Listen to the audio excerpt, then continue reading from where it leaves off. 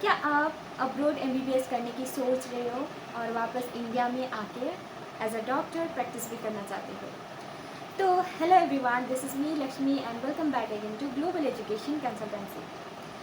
आज का ये वीडियो उन बच्चों के लिए है जो अब्रॉड एमबीबीएस करने की सोच रहे हो। तो इस वीडियो को आपको एंड तक ज़रूर देखना है। अगर आप भी अब्रॉड एमबीबीएस करने के बाद इंडिया आके प्रैक्टिस करना चाहते हैं तो आपको इंडिया वापस आके FMGE एग्ज़ाम देना है। FMGE यानी कि फॉरेन मेडिकल ग्रेजुएट एग्जामिनेशन। इसको देने के बाद आप as a registered doctor India में प्रैक्टिस कर सकते हो। उसके अलावा इससे जुड़े बहुत कुछ गाइडलाइंस भी है जो NMC ने 2021 में रिलीज़ किया था, जो भी बच्चे अब्रॉड एमबीबीएस करना चाहते थे उनके लिए। सो इन्हीं सभी गाइडलाइंस के बारे में मैं आज इस वीडियो में डिस्कस करने जा रही हूँ। So I hope you will watch this video till the end without skipping. तो चलिए बिना देरी करते हुए आगे बढ़ते हैं।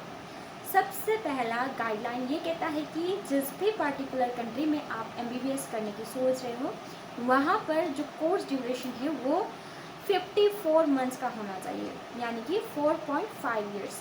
अगर 4.5 ईयर्स से जिस भी कंट्री में कम है तो आप वहाँ पर एमबीबीएस करने के बाद इंडिया आके FMG एग्ज़ाम को नहीं दे सकते। गाइडलाइन ये कहता है कि जिस भी यूनिवर्सिटी से आपने एमबीबीएस किया उसी यूनिवर्सिटी में आपको 12 मंथ्स का इंटर्नशिप भी करना है। थर्ड गाइडलाइंस स्पेसिफिक सब्जेक्ट्स के बारे में है, यानी कि जिस भी कंट्री में आप एमबीबीएस करने जा रहे हो उस कंट्री में टोटल 19 सब्जेक्ट्स होना चाहिए। यानी कि ये चीज़ हर एक कंट्री में फॉलो किया जाता है, इसका कोई प्रॉब्लम नहीं रहता क्योंकि सभी देशों में 19 सब्जेक्ट ही रहता है एमबीबीएस का।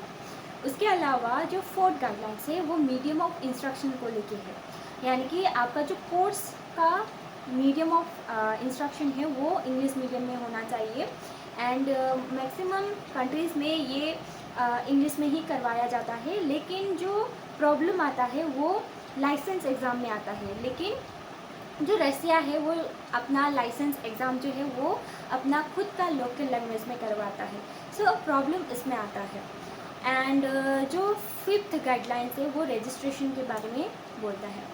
सो रजिस्ट्रेशन यानी कि जिस भी कंट्री में आप एमबीबीएस करेंगे उस कंट्री में आपको रजिस्ट्रेशन ऑप्शन देना चाहिए, यानी कि उस कंट्री में आपको एक रजिस्टर्ड डॉक्टर होना चाहिए। रजिस्टर्ड ऑप्शन देने के बाद आप वहाँ पर एक registered doctor कहलाओगे।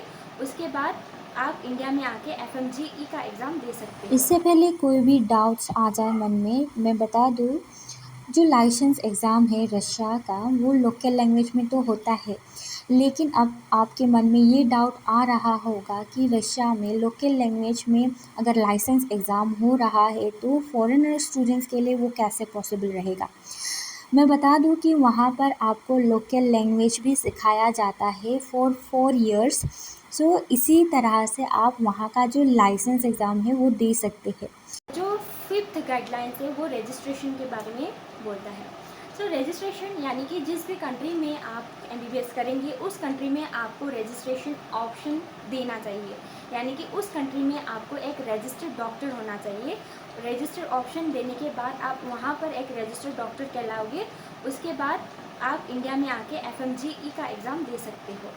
Fifth guideline registration and license के बारे में कहता है जिस भी कंट्री से आप अपना एमबीबीएस करोगे उस कंट्री में आपको रजिस्ट्रेशन एंड लाइसेंस का ऑप्शन देना चाहिए, क्योंकि बाद में ये ना हो कि आप इंडिया लौटना ना चाहो और वहाँ पर भी आप एज ए रजिस्टर्ड डॉक्टर काम कर ना पाओ।